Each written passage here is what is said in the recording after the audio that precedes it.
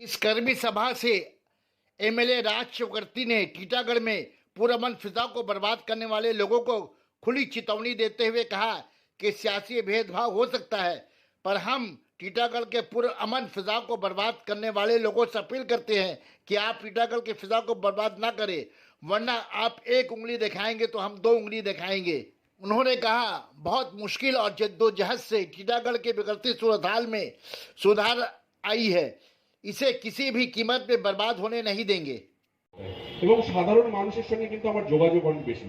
সবাই আমার সঙ্গে কথা বলতে পারে, আমি হোয়াটসঅ্যাপে কল করতে পারে। আমি আমি ভাবি যে এটা আমার পরিবার, আমার পরিবারের সবাই একটা কথাই বলে যে আমি বিদেশে গেছি, আমেরিকাতে গেছি, জামাইকাতে গেছি, আমি একটা বিশেষ কাজে গেছি, হতে ঘুরতে গেছিলাম।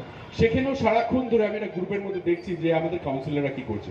কোনো সমস্যা হয়েছে আমি সঙ্গে সঙ্গে আমেরিকা থেকে ফোন করেছি।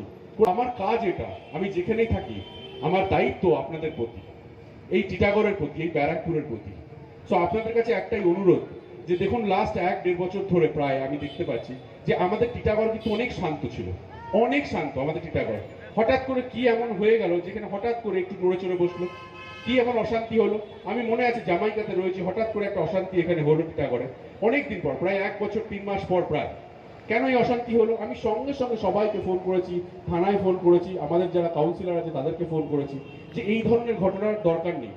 এই ধরনের ঘটনা যারা করাতে চাইছে বা এই ধরনের ঘটনাকে যারা সাপোর্ট করছে তাদেরকে আমরা সাপোর্ট করি না। দেখুন, আমি একটাই কথা বলবো যে আমরা দলের কর্মীরা, মমতা বন্দ্যোপাধ্যায়ের সৈনিকরা, আমাদের একটাই কাজ, একটা সুন্দর পরিবেশ তৈরি করা, একটা সুন্দর শহর তৈরি করা, একটা সুন্দর মানসিকতা তৈরি করা। তো আমরা কেন এই ধরনের কাজ করব? একটা জিনিস আমি রিসেন্টলি দেখলাম, আমার কাছে একটা ভাইরাল এসছে ভিডিও। আমি একদম, কারণ আমি যে কথাগুলো বলছি সেই কথাগুলো প্রত্যেকটা আমার কাছে আসে, যে একটি বাচ্চা ছেলে পুলিশে যখন কথা বলছি, একটা বাচ্চা ছেলে, তার বয়স 14-15 বছর, সে বোম মারছে। আপনি ভাবতে পারছেন আমার শহর টিটাগড়, সেখানে একটি 15 বছরের বাচ্চা কেন বোম হাতে নিয়ে যাবে? কেন আমি তাকে সেই প্রলোভন দেখাবো, সেই উৎসাহ দেব? যারা এইগুলো করার চেষ্টা করছে, যারা এই ধরনের নোংরামি করার চেষ্টা করছে, আমি তাদেরকে সাপোর্ট করি না। আমি সবসময় তাদের এগেনস্টে জানিয়ে দিই। আমার একটাই ইয়ে, তাতে সে আমার রাইট হ্যান্ড হোক, সে লেফট হ্যান্ড হোক, আমার পাশের লোক হোক, আমার কোলের ছেলে হোক, আমি তাকেও ছেড়ে কথা বলবো না। একটাই উদ্দেশ্য, মানুষকে ভালো থাকতে দিন, আপনি নিজেও ভালো থাকুন। কোন রকম অশান্তি, কোন রকম ঝামেলা, হ্যাঁ মতবিরোধ থাকতে পারে, আমাদের নিজেদের মধ্যে থাকতে পারে, মানুষের সঙ্গে থাকতে পারে, অপোজিশনের সঙ্গে থাকতে পারে, আমরা আলোচনা করব, কথা বলবো, মেটাবো সেটাকে।